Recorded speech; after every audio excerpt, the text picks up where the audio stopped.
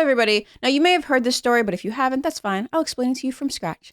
Now, this remote Amazonian tribe gets the internet, and they descend into pornography and laziness, just like us. See, we are all God's children. God's disappointing, f***ed up children. This actually comes from a New York Times report, which is fantastic, by the way, just great reporting. The headline reads, "The Internet's Final Frontier, Remote Amazon Tribes Elon Musk's Starlink has connected an isolated tribe to the outside world and divided it from within." So this is a tribe in the Amazon called the Marubo. They are a remote tribe, but they have been contacted in the past. They are not an uncontacted tribe. They have some technology. They have motorized boats, which is very helpful because they have to, fish. And some have traveled to the cities and lived modern lives for a period of time. And Starlink, in case you don't know, is this new technology by Elon Musk, which can bring the internet to remote areas without wired access. So if a person has one of these receivers, they can get broadband internet. Very cool. They're used in the Ukraine war, allowing Ukrainian troops to communicate and use tools they wouldn't otherwise be able to use. But villains can also use this technology to help their villainy. We see that Amazonian loggers, people who are illegally cutting down trees, are also using this tech. And they go into it in this article. Okay, back to the plot. The Marubo leader, Mr. Enoke Marubo, I hope I'm saying that right, he sought out to bring internet to his people. His father was a leader in bringing technology to the people, and he followed in his father's footsteps. This is a family that happens to be one step ahead, always trying to improve the tribe with tools. Just to note, their last names are all Marubo. Their last names are all Marubo. It's just the tribe thing. So it's first name plus the tribe. FYI, in case you're wondering why everyone is named Marubo in this. They probably are all family. Isn't that sweet? So a Marubo leader, Mr. Enoke Marubo, sought out to bring the internet to his people, and he got his wish. Be careful what you wish for. He worked with this activist called Flora Dutra to find people to fund Starlink because it isn't cheap. All of these packs you see these people carrying are expensive. Their Congress did not respond, probably because they didn't think it was necessary, and it has turned out to be a curse. But an American woman named Allison Renew did. She raised the money to buy the equipment for them. Now, if you think a white woman who looks like this won't bring down your entire civilization trying to help you, you have not been paying attention to my channel. I don't know why you still tune in because you haven't listened to a word I have said. And for all these people in the comments, I can say that because I'm mixed, okay? I can talk shit about a wide variety of people because I'm mixed. Back to scene. So, Allison Renew. She compares the Starlink technology to the Stinger missiles in Charlie Wilson's war. A single technology changed the outcome of that conflict. You remember that movie? It's about how in the 80s we provided the Mujahideen in Afghanistan with these weapons that helped them defeat the Soviets. Well, how did that turn out? You can't write this stuff. You can't satirize this stuff. The future of comedy is just people reading news stories about Midwesterners trying to help people. It's beautiful. It's beautiful. And no, we haven't learned anything from history. We never learn anything from history. Why would we start now? So this tribe gets Starlink internet, and they are having the same problems as the rest of us. It's addictive. It's so addictive they had to limit it to 2 hours a day, or as a hunter-gatherer tribe, they would literally starve to death because they're getting into social media fights. If we had to find our own food, a lot of you would be starving.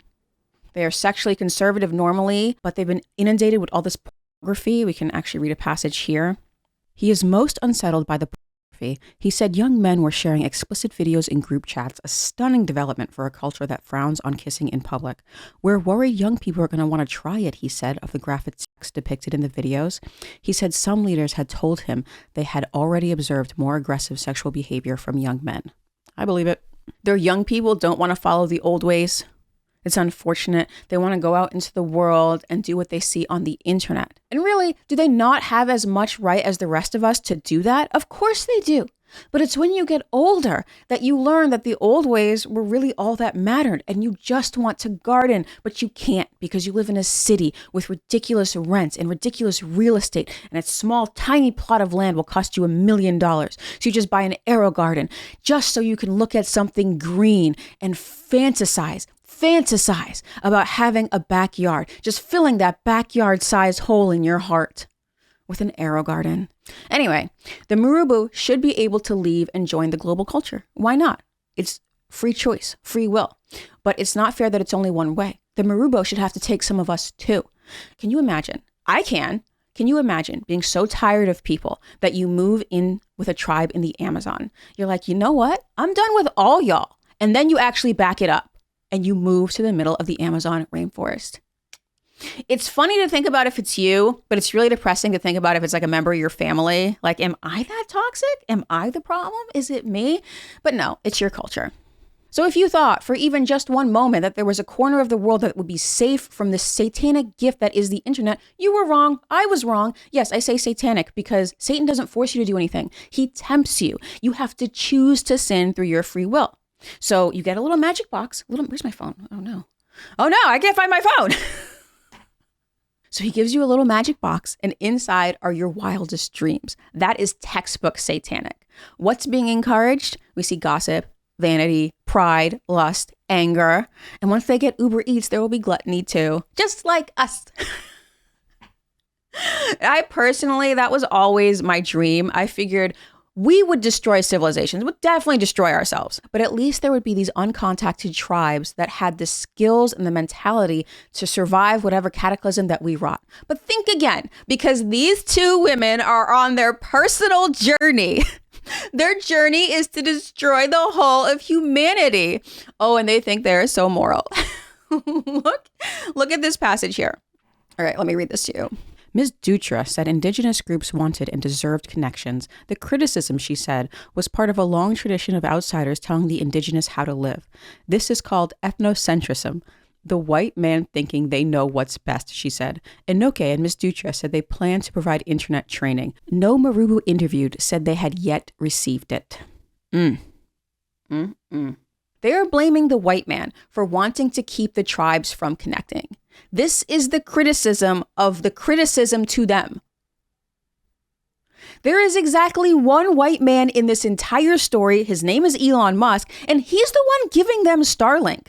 This is so ridiculous in the most hilarious and absurd, but beautiful possible way. Like, this is a well-written story. I love it. This is comedy. What do the white man have to do with this? No one's trying to stop them.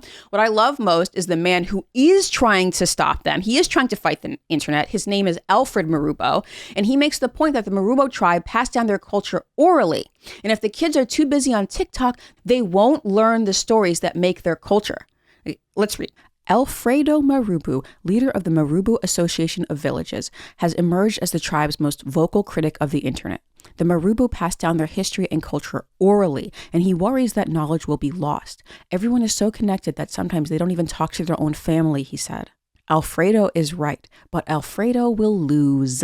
The call of the temptress is just too strong. People know it's poison, and they beg others not to take it away from them. Of this elderly woman. She was kneading Jenipapo berries to make a black body paint and wearing ropes of jewelry made of snail shells. Lately, the youth had become less interested in making such dyes and jewelry, she said. Young people have gotten lazy because of the internet, she said. They're learning the ways of the white people. You don't want that. Then she paused and added, but please don't take our internet away. The Marubo are struggling with the internet's fundamental dilemma. It has become essential at a cost. Sound familiar? Sound like a junkie? And the kicker to all this is that they were warned. Of course, a village elder had a premonition about exactly what would happen. Later at that same meal, Enoke's father, Sebastio, said the tribe's journey with the internet had been foretold. Decades ago, the most respected Marubo shaman had visions of a handheld device that would connect the entire world. It would be good for the people, he said, but in the end, it wouldn't be. In the end, he added, there would be war. His son sat at a log across from him, listening. I think the internet will bring us much more benefit than harm, Enoke said. At least for now. Regardless, he added, going back was no longer an option. The leaders have been clear, he said. We can't live without the internet. We know by Hollywood movie rules that the oracle is always right. It applies in movies, and apparently it applies in the jungle. So cool. But still, they won't give the internet up. But look, here in the West in 2024, we know the internet is our doom, and we won't give it up either. There's two things going on here. Is that we in the West are not especially trash people. Well, we kind of are, but that's not because of the internet. The internet is irresistible. The Taliban are addicted to the internet now that they have desk jobs. The Taliban. There is no noble savage that can withstand the pressures of a big booty hoe on Insta. Nowhere in the world. And we're all God's children, and we're all horrible.